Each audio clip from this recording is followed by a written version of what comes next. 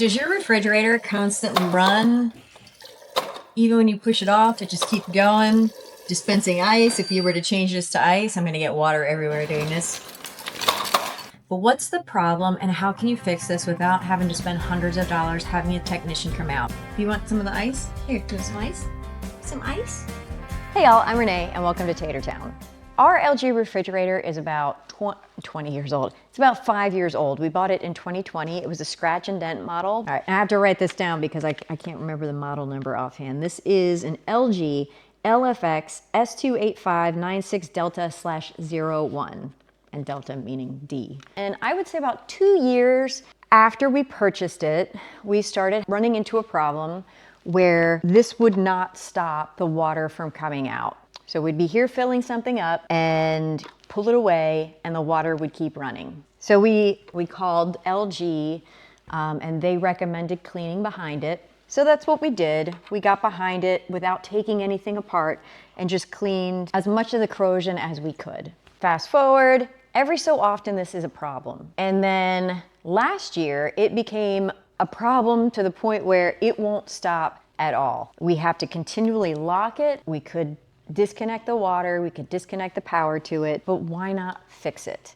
without spending anywhere between $150 to $300 to have a technician come out to fix it? Because it's really like a $10 part. If you're getting a non-OEM part, if you're getting a third-party part. So what I want to show you is how to take this apart, replace the switch, and get yourself back up and running for very little cost. This is not a very difficult part to replace. It's pretty straightforward. The difficult part is getting this off. As you can see right here, the first time I tried getting this off, I scratched the refrigerator. But just keep in mind, if your refrigerator is under warranty, it's probably better that you call LG and have a technician come out and fix this for you. If they do any damage to the refrigerator, they're gonna be on the hook. Ours is way out of warranty, so we're just gonna go ahead and show you how to do it. It's easy. Just be patient. The first thing you want, I have spudgers, and they're just little pieces of plastic or metal that are used for electronics and things like this, so that it helps you pry plastic pieces off that are held on by clips. But these are my favorite because they're longer. I have a little more leverage with them. So we're gonna go ahead and start with this. The first thing you wanna do is come in here, not behind here, but you wanna take this part off first. So we're going to use a couple of these to slide in here, and we're gonna gently pop the clips that hold it on. If you break something, it's not always the end of the world. Now that we have the control board out, we're gonna take these clips off. We'll start with this one. This, if you just stick your nail, or if you have something sharp, you can see there's a divot in there and you can push down on the part and that pops right out. Again, be gentle with these, but there's always like a clip to push up on like that, and gently wiggle it side to side.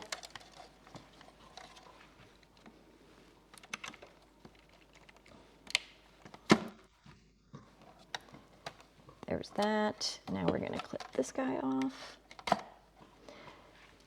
This board is now off. Set that aside.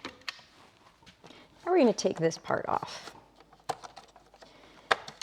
And mine was already loosened by prying that first part off.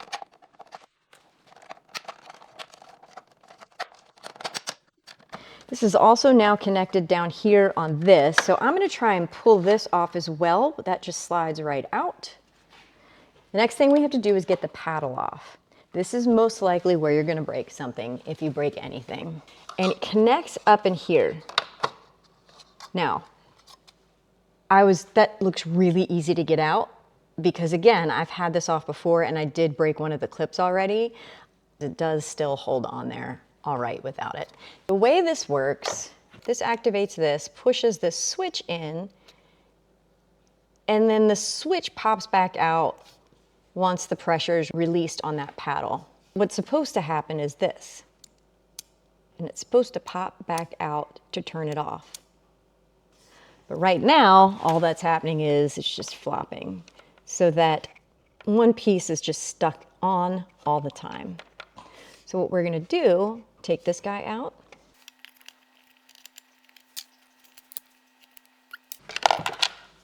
take these off. Before I put this on, I'm gonna clean all of the wiring up as well, because this is just really bad. Look at all that corrosion.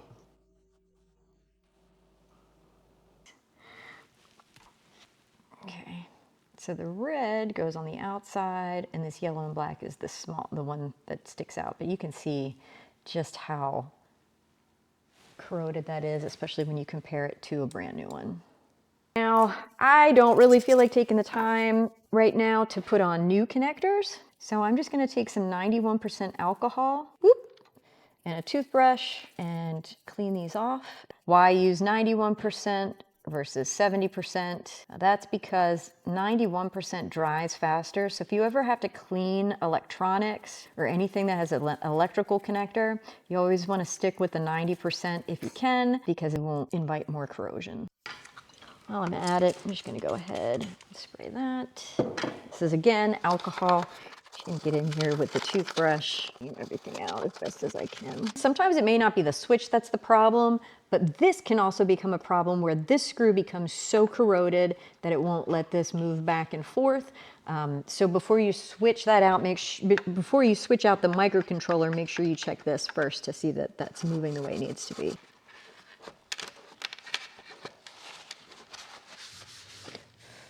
Okay, now I'm just going to go ahead and connect this to here. Do the same thing on this.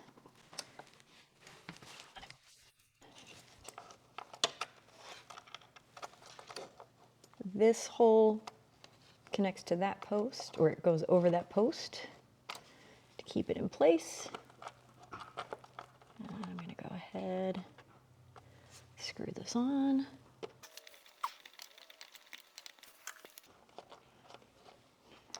And we're going to route the wires underneath that, between that, and then to that side so it doesn't get in the way of anything. And now, that clicks back. Before we put everything back together again, and this is just good practice, I always like to test to make sure it's going to work. So let's go ahead and make all the connections to this board.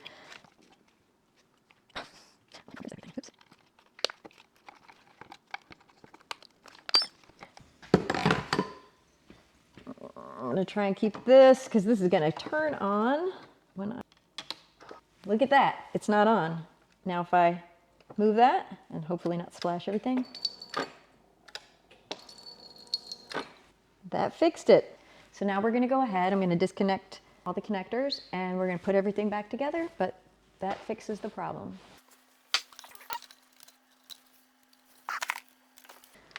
All right, first thing we're going to do is put this guy back on and make sure that you don't lose, when you take it off, make sure you don't lose this spring.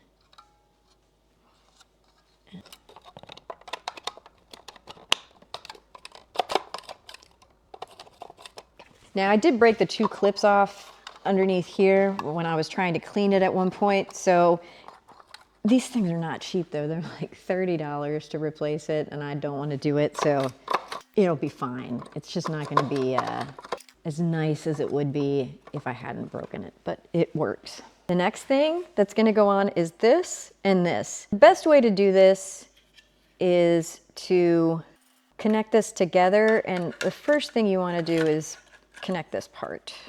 Snap this back in.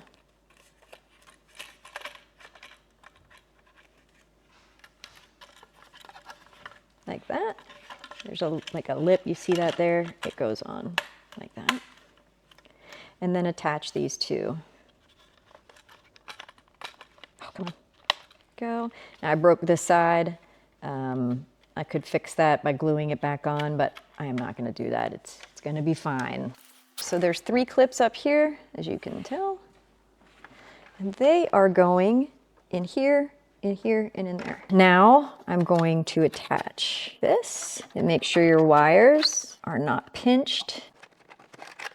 And we're just going to push the sides on and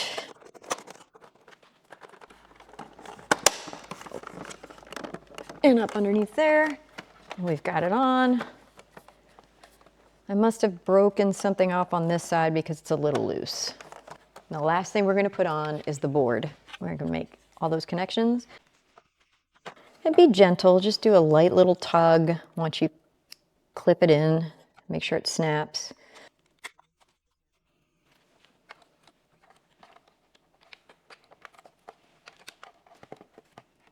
Got that light on. And this is the last connection I'm going to make. Make sure you get the wires. So you don't want to pinch any of the wires. And we're going to latch this into the bottom first. And the right, so it's kind of work it right side, oh, of course, work it right side and bottom.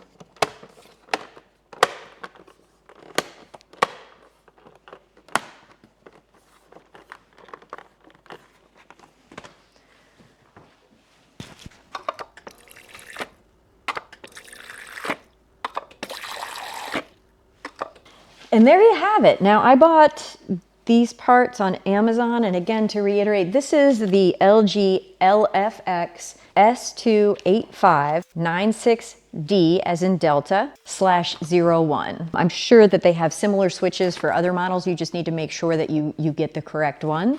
But I'll put a link in the description to where you can buy these off of Amazon. But the nice thing about this one is it came in a 2-pack, so I have a spare one to replace that with if it breaks again. I think this is something that you could easily do yourself. If you're not comfortable with possibly breaking any parts of this apparatus, then I would go ahead and call an LG service technician to come out and fix it for you. But thanks again for joining me here on Tater Town. And don't forget to hit that like button and subscribe so you can see more videos that will help you do those things you never thought you could.